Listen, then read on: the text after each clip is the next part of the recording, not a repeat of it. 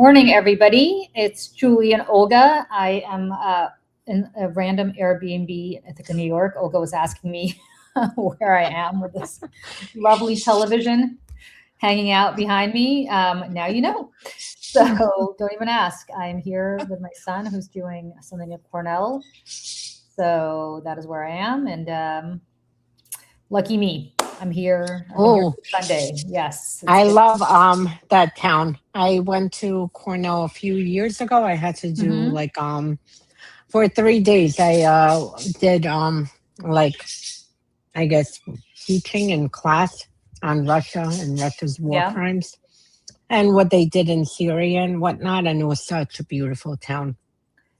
It is absolutely beautiful. I agree, and I love it. And what more can I say other than Cornell's gorgeous. For anybody who's never been to Cornell, it's really beautiful. Unfortunately, I am not up at Cornell. I'm simply hanging out an Airbnb. My son's the one at Cornell.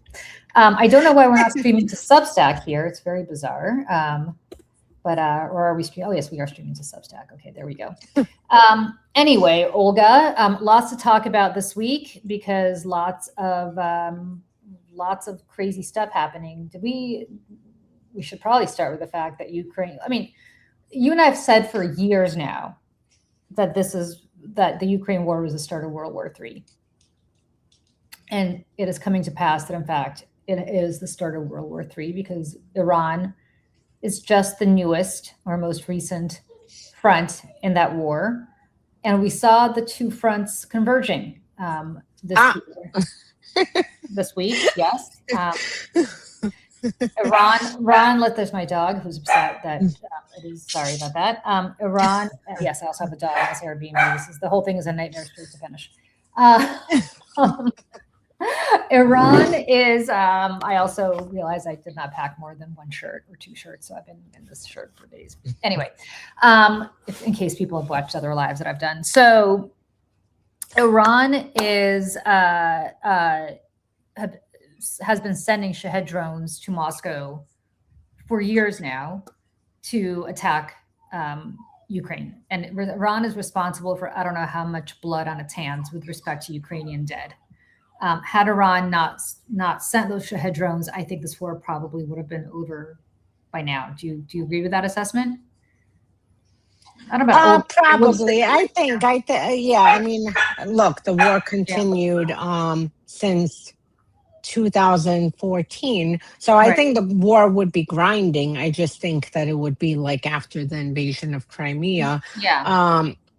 And Donbass, where you wouldn't have this, nightly swarms of drones and ballistic missiles terrorizing every Ukrainian city. So I think it would continue, but I think it would, not be as deadly as it was when Iran got involved. And they were the first ones to get involved immediately to send Shahed drones.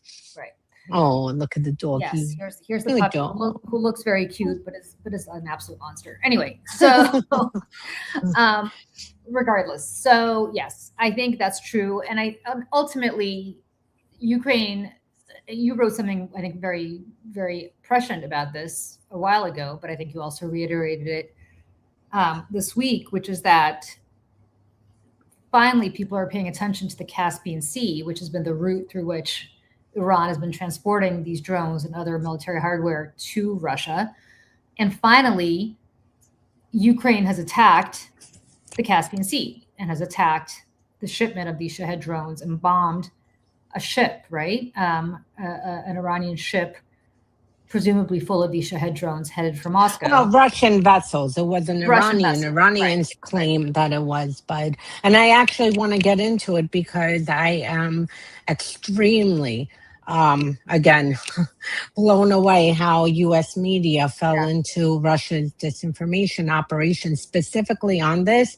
And for anyone not paying attention, they are repeating this converging of wars and everything. I'll get into it because I wrote about it and I noticed a very interesting thing that happened immediately after Ukraine hit these vessels over the weekend, and how quickly Russia via Iran got to work in the disinformation space to redirect the fact that there are military equipment transiting through the Caspian Sea to now, Ukraine is trying to drag the U.S. and open a new front and have U.S. directly fight.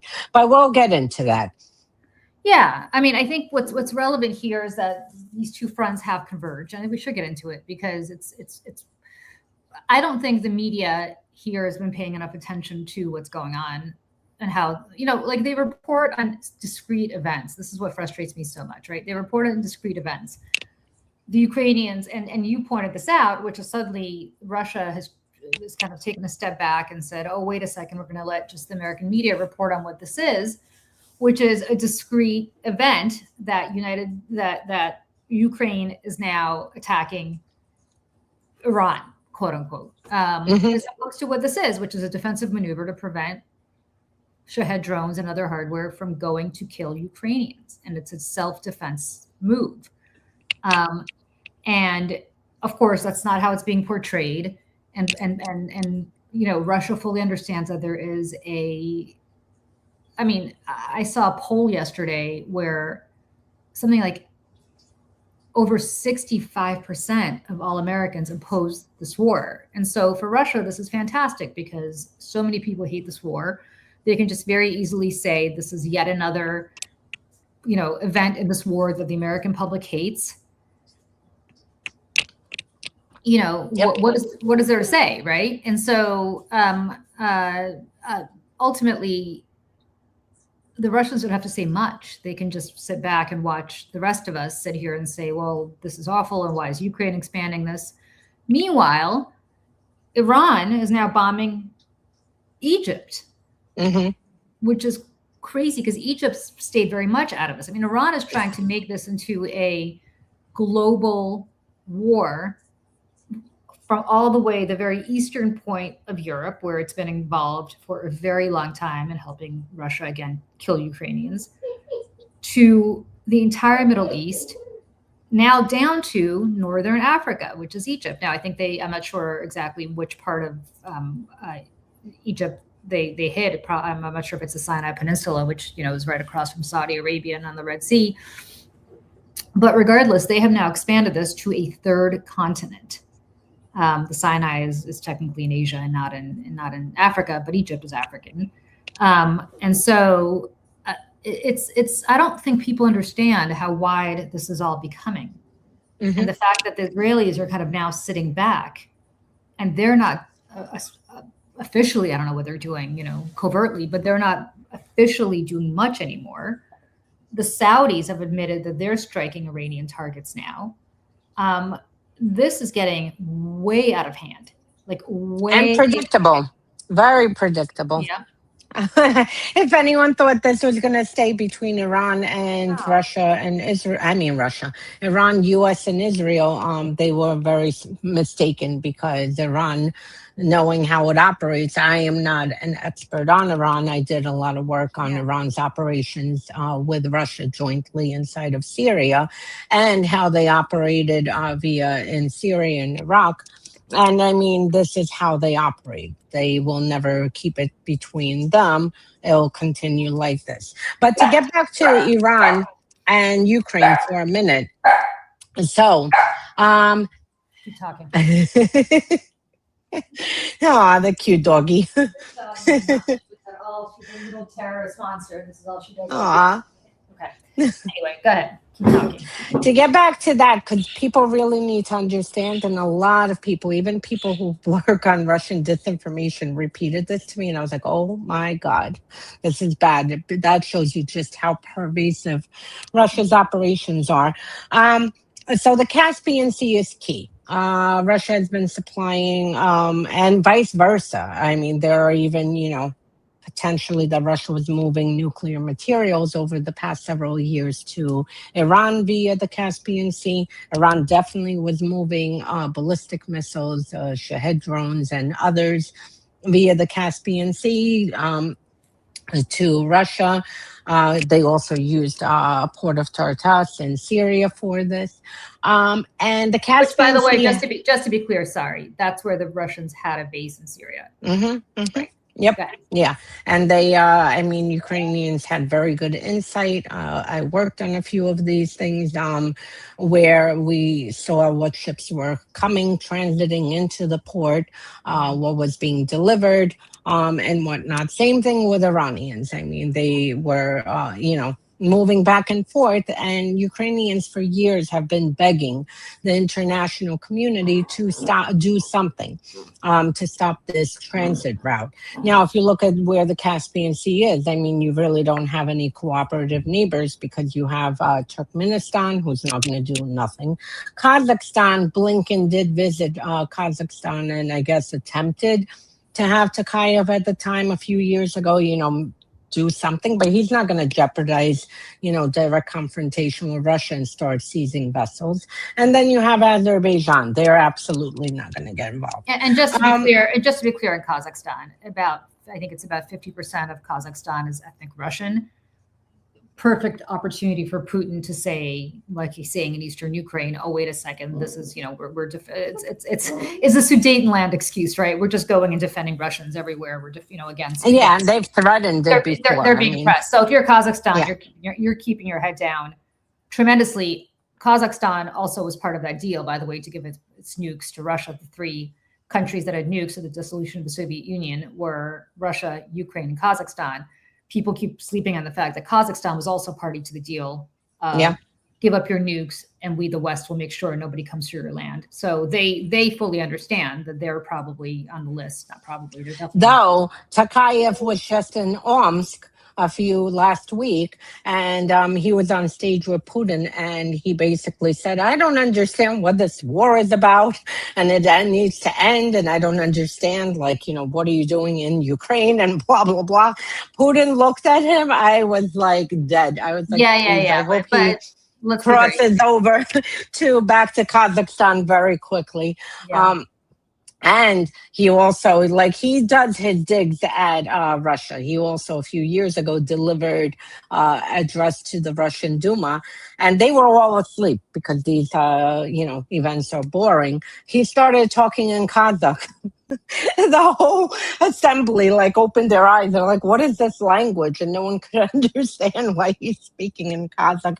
So he does his digs to that. Yeah. But anyway, going back to this, Ukraine has, been screaming about the Caspian Sea. And in December, they carried out the same identical operation. Same. They hit Russian vessels. It was completely underreported. I actually, for my article, searched. There were 3 outlets that reported, and basically Ukraine said it hit Russian vessels in the Caspian Sea that were carrying weapons. That was it. That was the headline. No news, nothing. Now, fast forward to this. Every single outlet, Ukraine did the same operation, same vessel, same operation, and every single outlet from New York Times, Wall Street Journal, Reuters, the same one who in December said that Ukraine said that they hit Russian vessels in the Caspian Sea. Suddenly now it's converging of wars, expanding of wars. Zelensky is trying to get U.S. into a direct confrontation with Russia. Every single outlet fell for it, and everyone started repeating this converging of wars, and everything shifted. I watched how it played out online after the attack. Instead of discussing the attack that happened and the fact that Russia is also using the Caspian Sea to transport drones and equipment to Iran to hit Ukraine, to U.S. positions. Instead of discussing that, everything went into Ukraine and how Ukraine is the one who's being erratic and trying to expand the war. And this just shows you how, yet again, people fell for this Russian disinformation. Russia sat back. Iran took the lead on this one. They threatened, even to the point a senior parliamentarian in Iran threatened Ukraine in Ukrainian. He wrote in Ukrainian. That was you pointed that out in your Substack. It's hilarious. He literally is like the Ukrainians don't speak English, like they don't understand. Yeah. Okay. Even in that, he could have done it in Farsi, by the way. He would have gotten the message. It's fine. Exactly. And then after that, like it took 48 hours, and Russia's done this before when they let someone else take the lead on a joint operation. Peskov comes out and he's like, "Oh, this is horrible what Ukraine is doing. They just struck Peskov is the Kremlin spokesperson. He's a lot more than that, but his official title is. He's the what's her name? Caroline Levitt. He's a lot more powerful than Caroline Levitt, but I call her Peskova because she has the same brainwashing, gaslighting tactics as him. Baghdad Bob, but go ahead. So so this just with Ukraine, this is what happened, and it is crazy because Ukraine has been. They did the same thing in December, and because U.S. was not in the region and was not, bombing Iran. No one paid attention to it, and suddenly they fast forward a few months later, they do the same thing, and it becomes Ukraine is doing this to kiss up to Trump, to get the United States involved in a direct war with Russia. I saw a whole bunch of World War III fear mongering that from the obvious Russian actors, that Ukraine is trying to spark off World War III. And like you said, it started, years ago. I mean, there's no one definitive moment of a world war. It's when you see, this rebalancement and realignment of powers across the world. And this has been happening for several years now. So that's my spiel on that. I wrote an article on this information operation and how media again fell for it. Yeah. And that's it. Well, but I think it's also important to note that it's not fear-mongering to talk about World War III, not in the sense that, oh my God, we've got to stop, everything's got to, first of all, everything does have to stop. The reality is it's not going to stop. We wish. Yeah, in the same way that, Adolf Hitler was not going to stop if the West stopped. Or I should say, not he was the West, if the Allies stopped. Look, here's what's happening. There are, I don't want to be like Moscow's the root of all evil, but Moscow's kind of the root of all evil. Because I wrote a column, I think it was last week, the days here in Ithaca are blending into each other. I need to get back to the city ASAP. Although I will say again, it's a lovely town, and I strongly recommend people visit Ithaca, New York, if they have the opportunity to. And you get to pass the Amish on the way up. Well, it depends where you're going. Oh, okay. Yeah. I the way I went, I drove by the Amish, and I was like, oh my God. In Lancaster, Pennsylvania, that's a weird. No, not in Pennsylvania. In upstate New York. Yeah. Okay. But I will also say this. I wrote a column about the fact that, and again, this is all out in the open. It's not like, Olga and I sit around having intelligence that nobody else does. It's just nobody else digs for it and knows how to find it.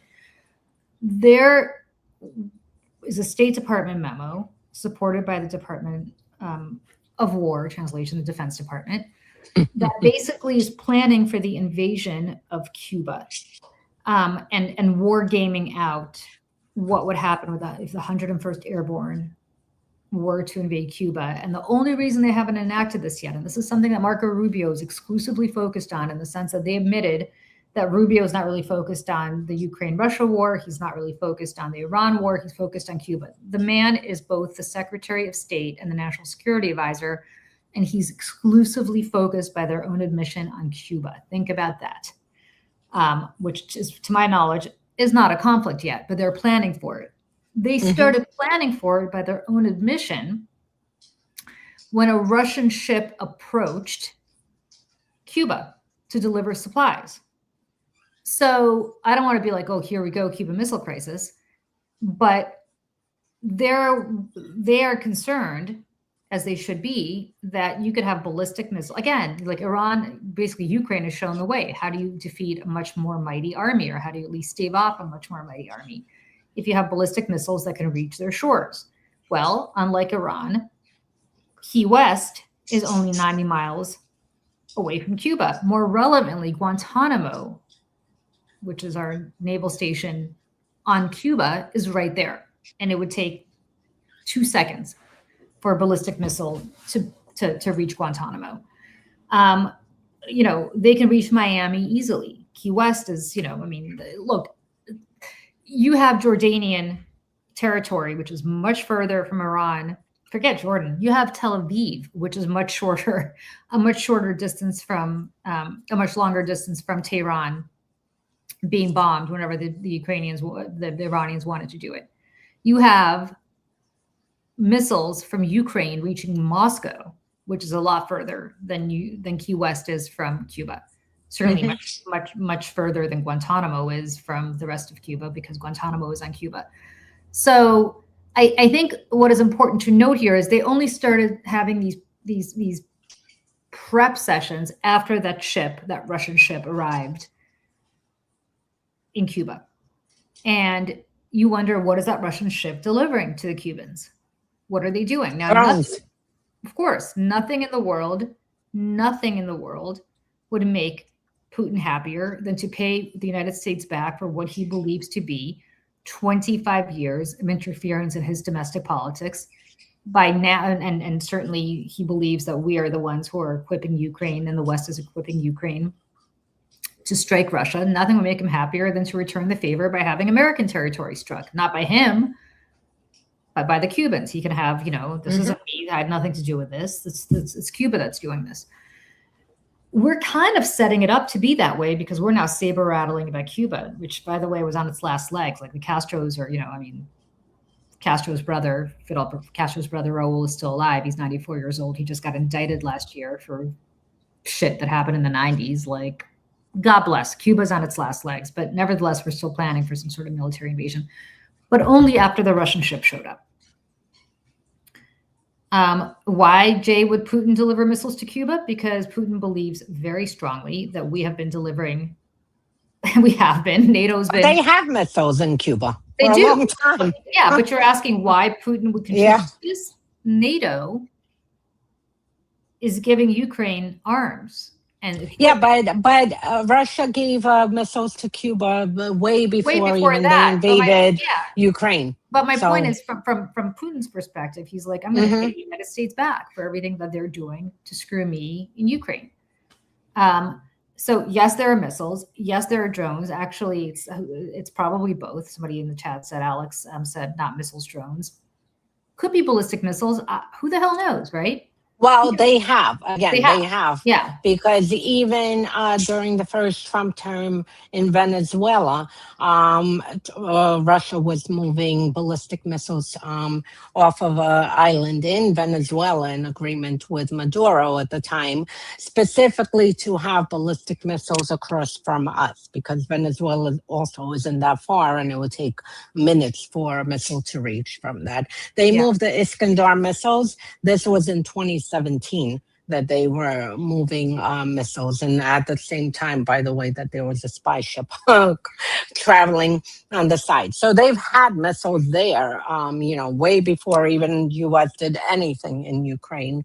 But go ahead. Well, no, I'm just posting my column here so that because people are asking questions, and just read what I wrote, and you'll hopefully, rather than us repeating it. But look, I think bottom line, what we're dealing with here is a completely insane is not the word, a calculating regime that feels like if it's going to be on its last legs, it's going to take everybody down with them. At least Gorbachev, on his way out of Afghanistan, didn't decide to light the world on fire. In fact, he kind of decided the opposite. And then the hardliners came in and tried to depose him because of that. The hardliners are in charge now. And I don't know if people remember what happened in the summer of 1991, but that basically led to the dissolution of the Soviet Union. But the putsch. The putsch, right? The hardliners, the KGB guys, the military guys basically arrested Gorbachev at his dacha, at his country house in the Crimea, Can I Yeah. can I add an interesting thing? When I was investigating Trump back in the day, a decade ago, with that, Trump was obsessed with Gorbachev, beyond obsessed with him, Obsessed. to the point that he like even was excited that there was it was a fake Gorbachev that came, but he thought it was real, to Trump Tower, and beyond obsessed.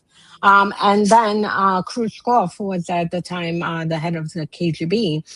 And when Khrushchev turned on Gorbachev and started planning a coup, suddenly Trump, out of nowhere, it was like the most bizarre thing. He starts attacking Gorbachev, how weak he is, and what a horrible leader he is, and how he's going to cause the downfall of Russia. Or the Soviet Union. It was bizarre because for a real estate playboy in New York, 1 minute to be obsessed, and the minute the KGB is planning to take Gorbachev out of power, for that same real estate, like player who's on page 6 every day, for all his affairs, to attack Gorbachev. It was the most bizarre thing, but just wanted to bring that observation. It was weird, very weird. And no one else was talking about Gorbachev in U.S. It wasn't, there was nothing about Khrushchev, nothing about Gorbachev at the time, because Khrushchev was quietly planning the coup. And that's it. And then they attempted the coup. Obviously, we know how that ended, and that was that. But it was weird. Yeah, I mean, one day, I hope that the files will be open in both countries about all this. Mm-hmm. Because I think it's necessary for us to know. But more relevantly, back to what's going on right now. Cuba. I think what we're dealing with here is a failure by the people that should be telling us what's going on to connect all these different dots, right? These are disparate dots. There's Cuba. There's the strike on Egypt. There's Saudi Arabia acknowledging that it is now on the side of the United States in bombing Iran. Now, I want to say this because this has been very lost in the sauce. Yes, Benjamin Netanyahu talked Donald Trump into attacking Iran. It's the same bullshit that he tried to pull on everybody from, I think, going back to Bill Clinton, right? And nobody else fell for it. Trump was dumb enough to fall for it. Yes, Benjamin Netanyahu, both covertly and overtly, the IDF was bombing the shit out of Iran and so on. Interestingly, Netanyahu did a show with, I forgot who he was interviewed by yesterday, because he's in town. He's in Washington, or he was. And he did a sit down and he said, no, this is not our war. This is Trump's war. I'm the junior partner at the United States, the United States of America. They're the senior partner. Where we're Israel. I'm the prime minister of Israel. My interest is Israel, but basically not me. This is all Trump. I mean, yes, of course, Trump is the president of the United States, but bullshit. Of course, he tried. This is Netanyahu has been planning this for decades and finally found an idiot who was going to go along with it. And surprise, surprise, they weren't greeted as liberators in Tehran, and the regime wasn't overthrown, and peace has not come to the Middle East. Quite the opposite. What is less discussed is that Mohammed bin Salman, the crown prince of Saudi Arabia, also urged Trump to go in and to remove the Iranians, because nobody's talked about the fact that Saudi Arabia's regional rival has always been Iran, right? Not just from a Sunni Shia perspective, but also from just a geopolitical perspective of two powers, the Persians and the Saudis, and the Arabs in the Persian Gulf. He, when things started to go south very quickly, was like, no, we've got to end this war. How could this happen? This is terrible. After whispering in Trump's ear, probably Jared Kushner's ear, whom he paid $2 billion, in Trump's ear, just so you know, the Trump organization has made at least $10 billion in development deals in Saudi Arabia. So they owe the crown prince.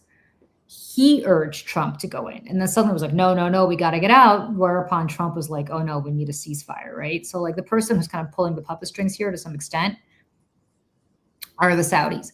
When Iran was like, fuck that. We're not going to allow you guys to get out just because you decided you're going to get out. We're going to make this painful for you because you made it really painful for us. Continued what Iran does best, which is subversion and sort of, terrorist activities and bombing ships and making it clear that they're not going to just allow the Strait of Hormuz and the Persian Gulf to be safe for Western shipping after everything that happened, and continue to bomb assets in Saudi Arabia and in the UAE to make it clear to the West that the UAE, all you people who decided that you were going to go to, Dubai and enjoy, having your vacation in Dubai, like, guess what? Dubai is not safe for you anymore to go to. Now, Saudi Arabia, because they just continue to have, to be disrupted by Iran. Now they're overtly engaging in war activities in Iran. All of this is very interesting. Now, I know somebody here said that Malcolm Nance said he wasn't sure it was the Iranians who hit Egypt, and who knows, right? I mean, I don't know. The point is Egypt was hit. Now, no, Egypt has the most powerful military in the Middle East, so somebody would be interested in getting Egypt involved. Yeah. Now, Egypt, right. Now, right, could be. I don't know. Now, Egypt has been notoriously quiet about all of this. Yeah. Because Egypt has a huge domestic problem that they have to grapple with all the time, which is that if you remember, folks, if you remember the Arab Spring, what happened in the Arab Spring was happy days were here again, democracy was flourishing, and guess who they decided to put in power? The Muslim Brotherhood. Well, the Muslim Brotherhood is, if you want to know what Hamas is, it's an offshoot of the Muslim Brotherhood. And when that happened, all of a sudden the generals were like, they put Mubarak under house arrest, who had been the long-term dictator, president/dictator of Egypt, put him under house arrest. The West, combined with the generals in Egypt, were like, holy shit, we can't let democracy flourish here because democracy leads to Muslim Brotherhood. So that's when El-Sisi became the head general, then became the president. It went from a dictatorship to a military dictatorship. And actually worse, my understanding is absolutely. I was in Egypt quite a bit under Mubarak's regime. I haven't been back there since El-Sisi, but apparently just has become even worse, which is hard to believe because it was pretty bad when Mubarak was there. I say this to say that they need to contain their domestic situation. They can't afford to be embroiled in stuff and have Iran, which has a direct pipeline to the Muslim Brotherhood, stirring shit up. And in particular, the Muslim Brotherhood's base is in the Sinai. And if that's where this drone hit, that's an interesting target, because is that going to stir shit up? Like, typically Sisi would go to Sinai and crack down on shit, right? Like things would be... Oh, I'm sorry. What am I talking about? Of course I was in Egypt since Sisi was around. I had to flee there under drone fire. But you weren't properly there. I wasn't properly there. I wasn't in Cairo. I was last year, yeah. Yeah, I was in Sharm el-Sheikh, which is a whole different thing. So, I just want to say, it's a very perilous moment that we're in right now. Mm-hmm. And I don't think that anybody is really considering the geopolitical implications of what is happening. Because if Egypt is dragged into this, and I think Egypt is going to do its very best to stay out. Yeah. But if this continues and Egypt has no choice but to defend itself, you are going to see the Muslim Brotherhood, what's left of it in Egypt, unless the Egyptians spend the military cracking down on them as hard as they spend going abroad. I just don't know the dynamics that well, but you're going to see Egypt aflame. Syria is already completely unstable. I mean, I understand that they got rid of Assad, but it's still super unstable. Lebanon, of course, has always been unstable. The Israelis are there now, so it's even more fucked up. Israel's got elections happening in a couple of months. It is only in Benjamin Netanyahu's interest for all of this to be happening, because that way he could say, I'm the only one to keep Israel safe, which is awful. I mean, if he wins re-election, I weep for the country, and I weep for everybody. Everyone. Turkey is keeping an eye on this because they have a Kurd problem that, of course, the Iranians have also, I mean, everybody's been cracking down on the Kurds, but they could easily be dragged into this. They're on the border with Syria there. The all Middle of East is being the Middle East, the Middle basically. East is, but That was it. the Middle East is being the Middle East in ways that I cannot recall the Middle East being since all of these countries gained independence.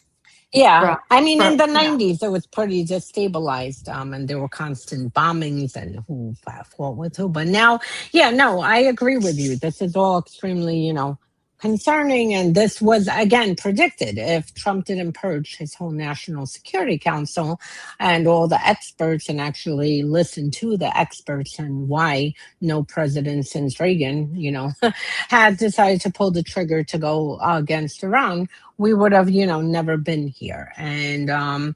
And they, I mean, in the 1980s, the U.S. military gamed out that, the Strait of Hormuz can be shut down, and basically all the destabilization across the Middle East should Iran get attacked. So, the fact that Trump decided he knew better than everyone, the fact that Bibi sold it to him, because I can already see, I mean, that moment I saw that Bibi probably and, Lindsey Graham both sold it to him like, oh, this is going to be your Maduro moment. It'll be the same thing. We're going to walk in, take out this, and that's it. So it is extremely worrying, what is happening there. And the thing is, though, I will have to say this did end, Trump's miscalculation, listening to Bibi, not listening to his own, like generals and people who did try to warn him about this. Is the end of him, because I can tell you, the Iranians are not going to let go of him. I mean, they there's a Russian saying, to grab someone by the torso. They're just grabbed onto him. He's going to run out of the Oval Office just to get away from the Iranians, because they're not going to, you think that they will ever, while he's in office, allow him to end this? They will continue. They'll get quiet. There will be talks. Then another mine will get thrown, or a drone will get thrown, or the Houthis will do something. And then it'll just continue what we see, where a few weeks it's quiet, then U.S. has to bomb. And this is in basically, advantageous to everyone. China is sitting back, excited about this. They hope U.S. runs through, 100% of its stockpiles. Russia is excited because we're stuck in another quagmire, and they can use it also domestically here for disinformation, and to further polarize, Americans. And that's it. So, for Trump, this was a move that he made. At the same time, it's a move that is unraveling him and his base, because the minute he decided last June to strike the nuclear facilities in Iran, that was the minute that you saw MAGA start breaking into pieces. And from there on, it just started fracturing further. Then came Epstein. And now you have, the anti-Semitic wing fighting with the pro-Israel wing, fighting with the, people who, the economic wing.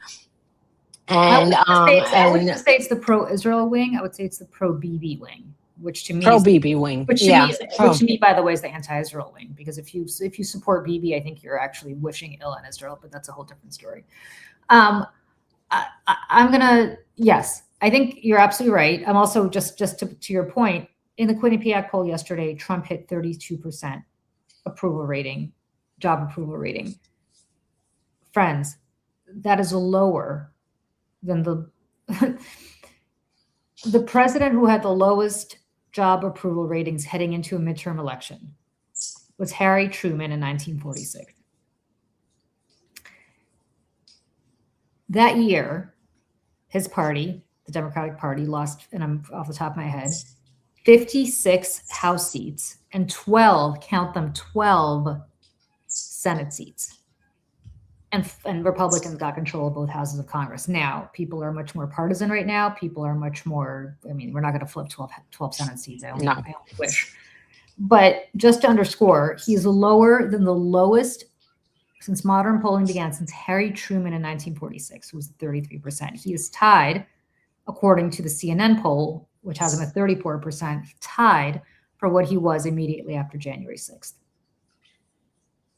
So, he is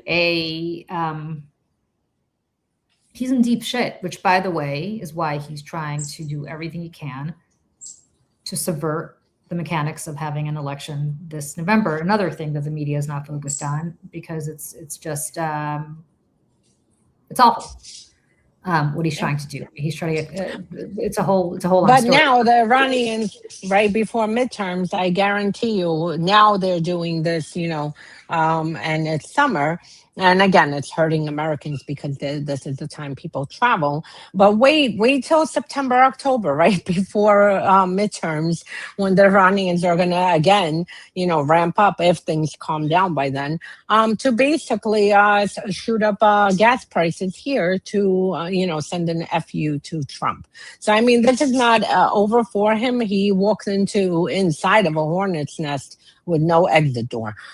He's stuck in there, and unfortunately, he's taking all of us with him, because this is, dangerous for America. This is, has already cost 18 lives. This is doing a number on our stockpile, on our standing in the world, and on everything that you could think of. This is horrible. But for him personally, he, and we said this at the beginning when he started this, like this was going to be the beginning of the end for him. And sure enough, it is. Because he's not going to survive this. And the Iranians, I don't think people understand. The Russians are hardcore. I mean, they will eat shit before, hey, call it, bending to the West. The Iranians are even more hardcore. That regime, they will sit and they will starve 10 million people. I mean, they were very happy during the Iran-Iraq war, to sacrifice millions of people and keep the war going for 10 years. So the Iranians are not exiting this. They'll continue this. Maybe it's not going to be a full-out war, but they will continue these flare-ups, and this is going to continue through his whole presidency. And I don't want to scare anybody, but if you want to escalate this, it's not like the Iranians are not the largest state sponsor of terrorism. Mm-hmm. It's not like they don't have cells at this very moment in the United States. It's not like they don't have the capacity potentially to do some harm. The fact that they haven't yet, maybe because they don't want people in the United States to rally around the president and rally around the exactly. But it's not like they don't have the capability to do that.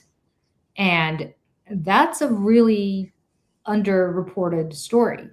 And cyber. They're just as good as the Russians when it comes to cyber attacks, and they have been plugged in. You look at the CISA, memos for over a decade. I mean, they've been plugged in just like the Russians into our nuclear plants, into various infrastructure.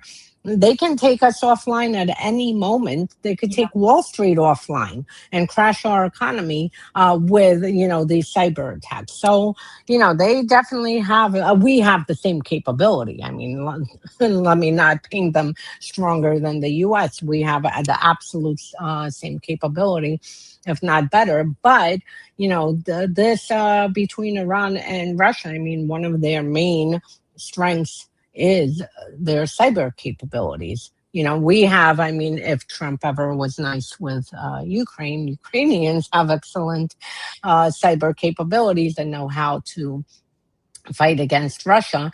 But, this is something that another problem that we have to think about, and all these outages that we've had, the T-Mobile outage, this outage, that outage, American Airlines outage the other day. We don't know what's happening, and of course the media is not focused, but this is way too many outages for my taste that is happening in a short amount of time.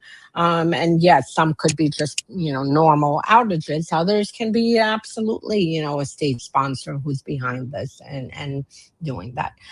Before we go, this would be horrible if we didn't talk about Poland, because this should be, this needs to be like everyone. This is the story of the day. And I want people to really pay attention to this, please, because I just checked New York Times front page and I don't see it. I don't think at least when I checked it. And this is phenomenal that they're not I will check again in the hope that they are talking about this. But go ahead, Olga. Why don't you tell people what they're not seeing? So we'll go back a few days earlier over the weekend, Friday, Saturday, Sunday. Russia sent drones to Romania. Friday, Saturday, those drones crashed. Sunday, or they were chased out. Sunday, Romanians actually took a fighter jet and shot down the drone, which was interesting, finally. And then by Monday, Romania accused Russia of sending these drones in. They expelled a Russian diplomat, and and basically this was already like on the top of everyone's head in NATO, of these incursions into a NATO country, and the fact that Not the first time. I mean, how many not. Yeah. We did with Poland. We did. You remember an emergency Of course. live last September when drones went into Poland. So that was that, and then you have yesterday Russia launched the most vicious, evil terrorist attack across all of Ukraine. I mean, I was just sitting like looking at these videos, and people, like the neighbors, were like literally picking up bricks to try to take people out of rubble. People died, kids died. These attacks went everywhere across the whole country, from Lviv to Kiev to the whole country was under this attack, and it was one of the more deadlier, one of the more serious attacks by Russia. I mean, this is really like Ukraine is under a 9/11 on a daily basis. But in the process with this, you had, apparently there's still, confusion, because Poland said one thing, then they said another thing. But they first reported that there were 2 missiles that transited their airspace. One transited, continued on to Ukraine. God forbid the Polish, would actually shoot down the missile, knowing it's on the way to kill people. But they allowed it to continue on. They did scramble fighter jets, whatever. The other missile landed inside of Poland, and it was a ballistic missile that landed inside of Poland that created a huge crater that is circulating online. Anyone who's on any platform will see, type in Lublin, and you'll see a big photo of a big crater that was caused by this Russian missile. Now, this is problematic. This, you have on one hand NATO trying to play this down, because obviously they, don't want to activate an Article 5. So you have some saying, oh, this was not meant for Poland, this was meant for Ukraine. But you have others in, in NATO who are sounding the alarm today and saying, basically that we have a NATO state that Russian ballistic missile landed. And I mean, it landed in a field. Imagine if this was, people's homes, and how many Polish citizens it could have killed. So things are heating up on that front. And this also comes at a time, like I said, some were saying that this was an accident and that the Poland wasn't the target and whatnot. I think it's interesting what people are saying. Because, and I apologize to the New York Times, they actually did put this way down on their homepage. But you have Donald Tusk, who is the president of Poland, or is he the prime minister? Prime Minister of Poland, saying they're investigating. Was this a Ukrainian drone? Was this a missile? Was this a Russian missile? It was a cruise missile, by the way, just so people know.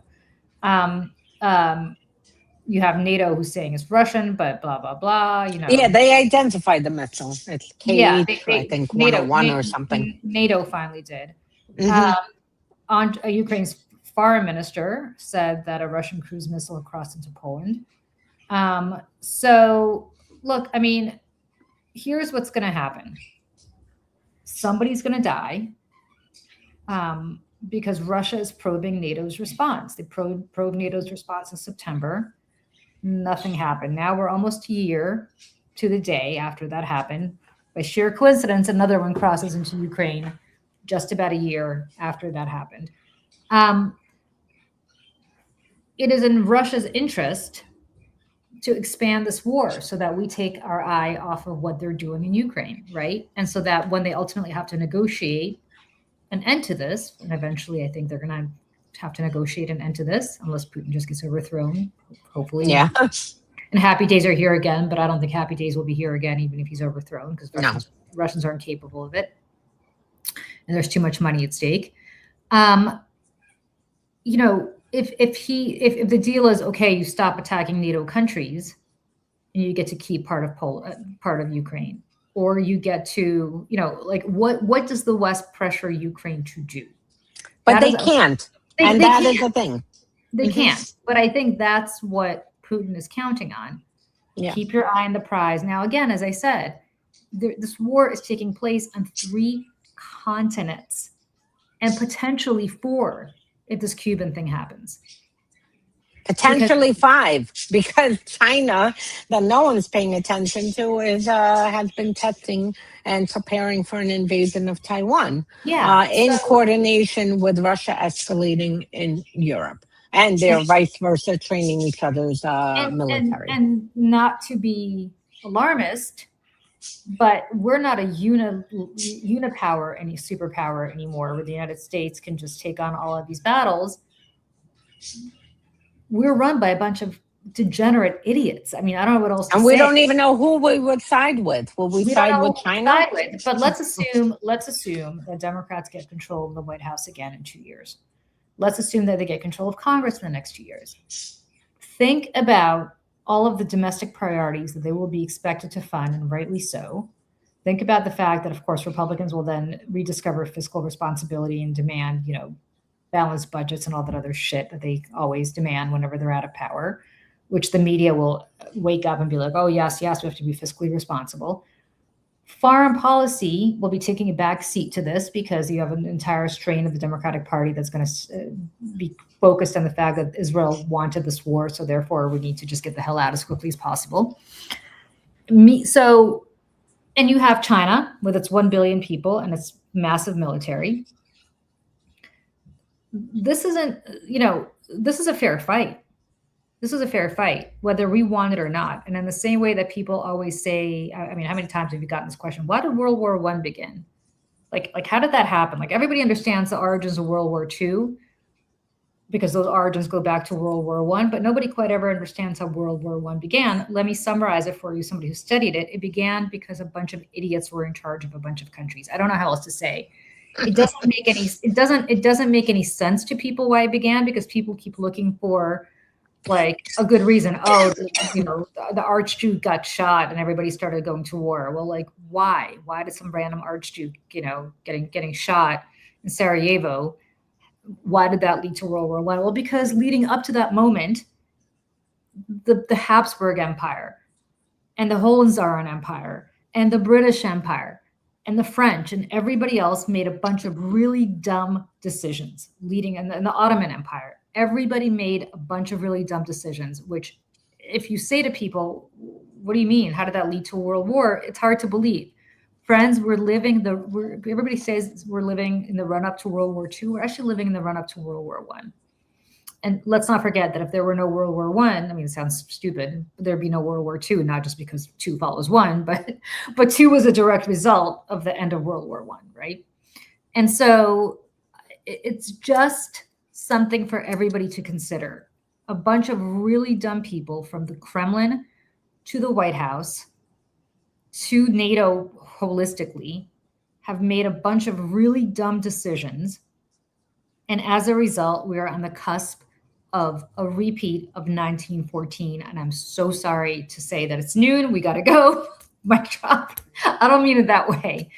But, you know, I'll write more about this because I think it's actually relevant for people to think about. But I'll add that people need to understand this is interconnected, and the ground zero basically is Ukraine, because when Russia invaded Ukraine, you know, it was Iranian weapons, it was Chinese military components, it was North Korean troops with 30,000 more on the way.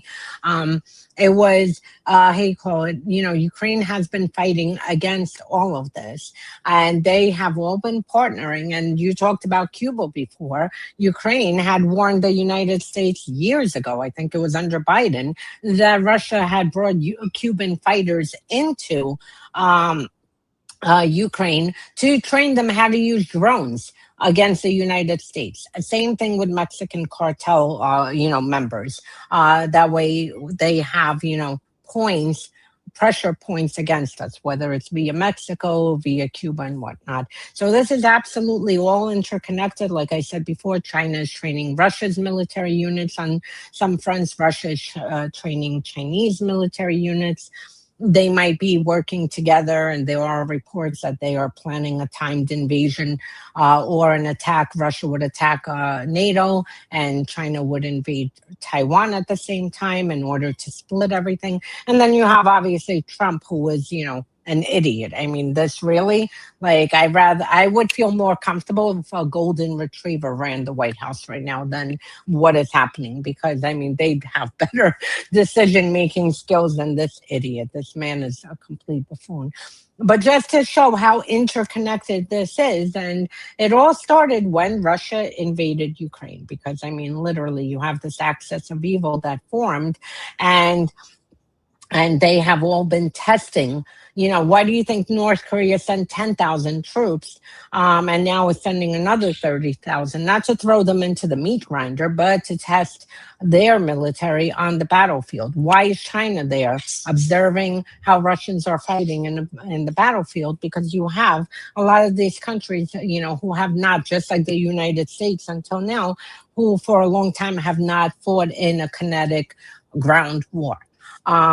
So this is all together. It just shows you how interconnected this is. And then here we are as the United States with this idiotic, I don't even know what our foreign policy is. Whoever pays Trump the most via crypto.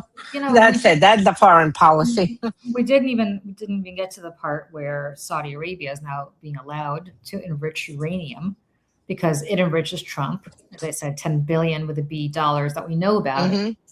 To the Trump organization. Who knows what, as Olga pointed out, how much with crypto. They are not subjected to verification about whether they're developing nukes with that. We are giving them the technology apparently because, and I quote, it's good for Westinghouse. That's Trump's insane mantra. It's good for American companies for them to have nuclear technology. So now that Saudi Arabia has nukes, or we're about to get nuclear technology, they're claiming they're not going to nuclear, they claim it's for civilian purposes. Bullshit. If you're Egypt, which considers itself the leader of the Arab world, so they're going to be like, well, screw that. Wait a second. On the one hand, here's Egypt, right? Picture the Sinai Peninsula. On one side of the Red Sea, you have a nuclear Saudi Arabia. To the north of them, they have a nuclear Israel. Dimona is right in the Negev desert, right, very close, hard by the Egyptian border. If you're Egypt, you're like, screw that. If these two nuclear powers are going to be on either side of us, well, we're going to go nuclear. Yeah. So you're going to have Egypt nuclearize. The UAE, which already during the Obama administration got some nuclear technology, but just with verification that they're not going to turn it into anything worse. They're going to say, well, screw that, because they're rivals with Saudi Arabia. They're the UAE. God knows how much money we know how much money they put into Jared Kushner, almost $1 billion, probably more into the crypto funds that we don't know anything about. Yep. That's they're going to go nuclear, no question. Iran, forget any kind of nuclear deal you could have with them. They cannot possibly afford to have all of their enemies have nukes, and they're not going to get nukes. Think about it from their perspective. They have to have nukes now to defend themselves, if for no other reason. You are going to have a Middle East that is on the cusp of explosion, all have nuclear weapons. And what's hilarious to me, and I know we have to go, is that this peace deal is being somehow mediated by the Pakistanis, another nuclear power. Pakistan, friends, is a failed state. It is a failed state with who is killing Afghanis while they're killing Afghanis and Indians, negotiating this, and Indians when they feel like it. So you have a failed nuclear state in Pakistan, which, let's not forget, housed Osama bin Laden for years in broad daylight, not just in Islamabad, which is their capital, but in a city where their entire military elite lives and works. and everybody said, we don't know anything about this. We couldn't even tell the Pakistanis that we were going in there because we don't trust them. Suddenly they are like Henry Kissinger here doing shuttle diplomacy between Iran and the United States. The Pakistanis? Are you kidding me? Like, what are you talking about? A military junta that runs the government there? So, I'm shocked though Trump didn't bring in the Russians, because I was sure I'm that sure. it was going to be. I mean, I think even he understands that probably isn't a great look. But like, again, people say, like, why is this all happening? Like, what's the reason? Friends, we just live in a really stupid timeline. Like, it's just dumb. Everything we're doing is dumb. And when historians look back on this moment and they try to figure out, wait a second, how is this great nuclear power, the most powerful nation in the history of the world, how did this all happen when the United States was, on paper, the only, superpower in the world? The answer will be, and nobody will believe it, our children or grandchildren, if they're still around to study this, will not believe this, because everybody's just dumb. We live in a really dumb timeline. Like, it's the only way to explain it. And it's not even nefarious, although it is that too, so much as it is dumb. And what else? It is the lead up to World War I. Again, like, that's why nobody's been able to figure out why World War I began, because everybody was dumb. The great Ottoman Empire that lasted for hundreds of years was dumb. The great Austro-Hungarian Empire that lasted for almost for hundreds of years, dumb. The great Russian Empire, always dumb, continued to be dumb. Like, everybody was just dumb. The Germans were dumb. The British Empire was dumb. Like, everybody's just stupid. Now add dumb with crypto. And now it's dumb with crypto. And by the way, the fight was over natural resources. Well, guess what this fight is about? Natural resources again. Like, everything is just, everybody's wondering why our food prices are going up. Here's an idea, because Ukraine is the breadbasket of the world. And when they can't export food the way they should, commodities go up worldwide, and commodities are a worldwide factor. And not to mention that 40 or 50% of how much is transited through the Strait of Hormuz and the other strait by Yemen, like 40 or 50% is transported through there. And guess what? In America, everything is, transported for the country, all our food and everything, school supplies, everything, via trucks, and diesel is going through the roof. And of course, everything is going to go into those costs. And by the way, while we were talking, I just looked up where this supposed Iranian drone or missile hit in Egypt. And it hit this right near a port near the Suez Canal. Well, friends, 12% of total global trade and 30%, a third of global container traffic passes through the Suez Canal each year. So you're talking about, okay? And you remember, sorry to cut you off, but you remember that one ship that got stuck? Yeah. And we were all watching it, and it was for a week stuck and like kind of turned, and what a chaos it caused. Yeah. Go ahead. So you're talking about a third of the world's global trade going through the Strait of Hormuz. Going through the Suez Canal. The Strait of Hormuz is effectively shut down. And then lo and behold, the report just came out. This is a headline in the New York Times right now. U.S. growth slows as inflation bites. I wonder why. I wonder why. Right? It's tariffs, because we live in the dumbest timeline of all. Apparently, we haven't learned jack shit. And it's also the fact that Iran upended the supply chain, energy markets, food prices. The Chinese are no longer buying soy from us because we decided to put massive tariffs on them. Now they're going down to South America to do it. I mean, these stupid soy farmers in Iowa, if they continue to vote Republican in November, I don't feel sorry for them. They get what they deserve. The markets are freaking out about Trump's puppet, who's now in charge of the Federal Reserve. He's not raising rates to tamp down on inflation. The markets are freaking out about that. Like, we live in a dumb timeline, friends. We live in a dumb timeline where the chairman of the Federal Reserve, who's supposed to be independent and in charge of monetary policy, something that the federal government has never interfered in modern history since the founding of the Fed about 100 years ago, now answers to the guy who's also in charge of fiscal policy, the President of the United States. And so therefore, he's not raising rates because Trump doesn't want to raise rates because, oh, by the way, that's not good for the real estate market, which is all he really cares about. And also, like, borrowing costs that would go up for his friends like Steve Witkoff. Yep. And then there is that still slight possibility that, if you were a person who wanted to destroy the United States, I don't know what you would do differently.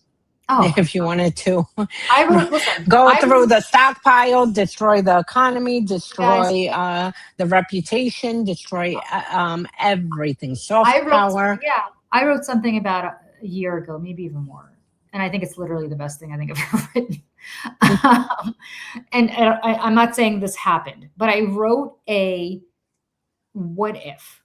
What if a boy was born in 1946 somewhere, to some peasant family somewhere in Russia, adopted by taken from his family by some KGB agents who posed as Russian diplomats, came here, was brought here to the United States with them, and then was adopted by a fellow traveler American family.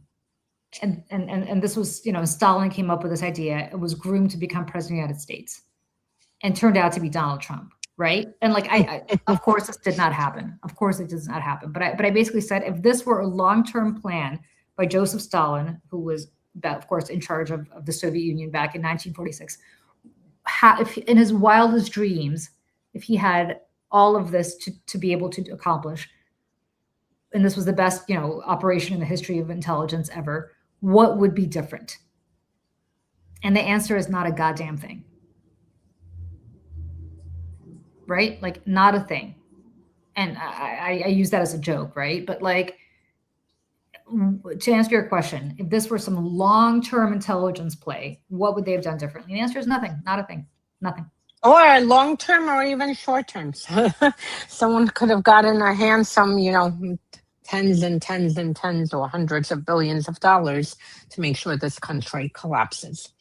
But again, we don't know. What we do know is, on a happy note, that the courts are holding up for now, and that it is in all our hands, and that people need to basically act. And there are too many people who say, "Well, we can't do anything." Let me tell you something. If people in Ukraine can do something, 2 revolutions in the past 20 years and change the outcome of their leaders, and they are literally, right there, we can do something. And it's going to be up to all of us working together. For starters, people need to vote, because, every single time that we've had, these election results, it's because people decide, I don't feel like voting.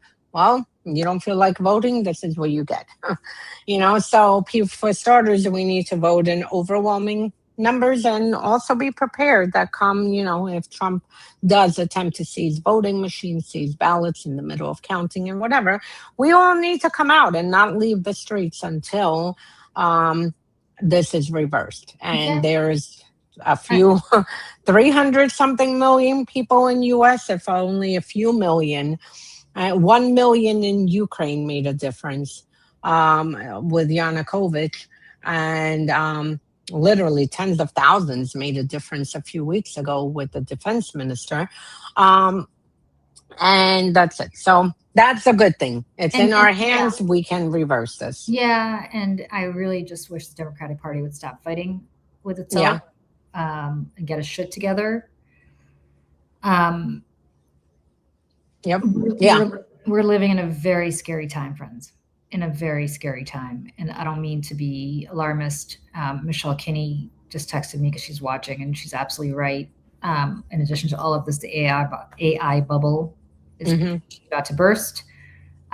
China just released a AI tool for free, I think to destroy Anthropic and, and you know, OpenAI and every other, you know, AI company, and bring their valuation down.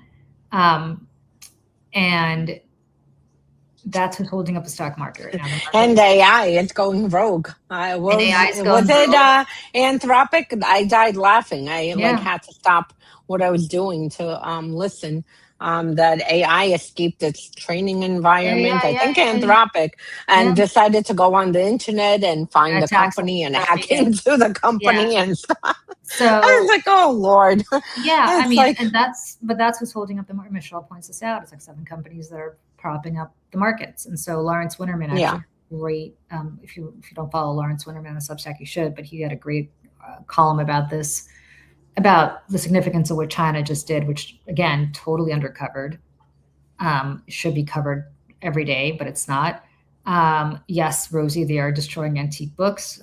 We also cried over that. Michelle and I were sick over that. But I mean, the point is, we are living through a Chinese curse. Like, may you live in interesting times. Like, that's what we're living in right now. And just think of these things as not discrete events, I guess is my message du jour, because they're not discrete events. They are all interconnected. And think that we have a leader of the free world in Ukraine who's like literally running around in like, what is that? Robin Hood, and trying to right the wrongs everywhere. And, if they manage to collapse Russia, which will be amazing, then that can actually also help in reversing a lot of this, because Russia still remains, one of the main things with this. So, yep. Okay. But bottom line, it's up to us. Even with the Democratic Party, I'm not a political person, although I'll vote for Dems. But I honestly don't like politics; they're all full of shit. But right now, it's up to us. And with the Democratic Party, at least you can direct them. They could be shooting themselves in the foot if enough people make noise from the grassroots, and all of us say, hey, what the F are you doing? Then they are more easy to reverse course. The Republicans are just... And as we sit here right now, breaking news to everything that Olga just said, U.S. sees Iran is likely behind cyber attack on Minnesota water systems. There are so many cyber attacks, it hasn't made news at all. I haven't seen one segment on any news channel, but there are so many cyber attacks. If you Google cyber attacks and start going through, just take a snapshot of the past 3 weeks. We've had so many between infrastructure, between, like I said, T-Mobile, between the airlines. Last night, American Airlines had to ground, I think yesterday or the day before. All the days are the same. Had to ground flights because of outage. It's just one after another, and I can't believe that every single one of them is an IT issue.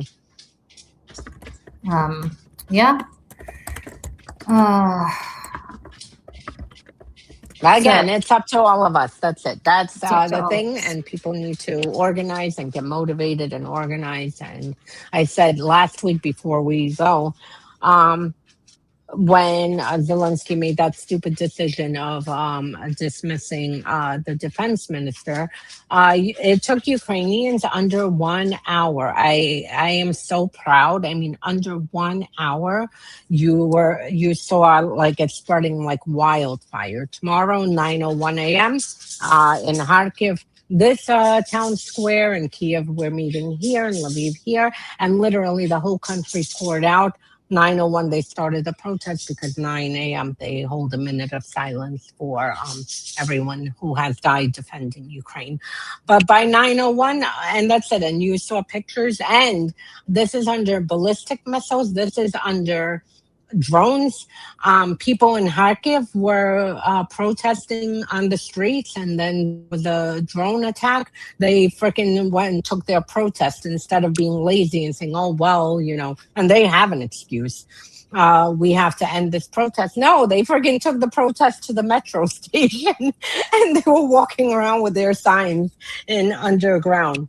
So we have no excuse. I mean, it is up to all of us, and I hope enough people are paying attention and will wake up to the fact, to realize that no one is coming to save us. And this is the problem here. People here, I guess maybe because of Hollywood and all these wonderful movies where there's always a hero. They did this first with Mueller, then it was Nancy Pelosi coming to save us, then it was Jack Smith coming to save us. And people here always put it on some, this quote unquote hero that is coming to save us. The only people who are going to save or do anything is all of us. It's all of us who have to band together. Yeah, as Barack Obama said, we are the ones we've been waiting for. And the truth of the matter is that as you vote in the remaining Democratic primaries out there, please consider not just somebody with whom you ideologically agree, but with someone who you think is likely to be the Republican in November. That is the most important thing right now. Yep. That is the most important thing right now. And if you think that this is going to be a Democratic wave, and so therefore Democrats are going to win, the DNC is in massive debt. The Republicans have about $1 billion cash on hand. They will paint anybody with a very bad brush, and they have money to do that. We need people who are most likely to win in November. That is my only criteria.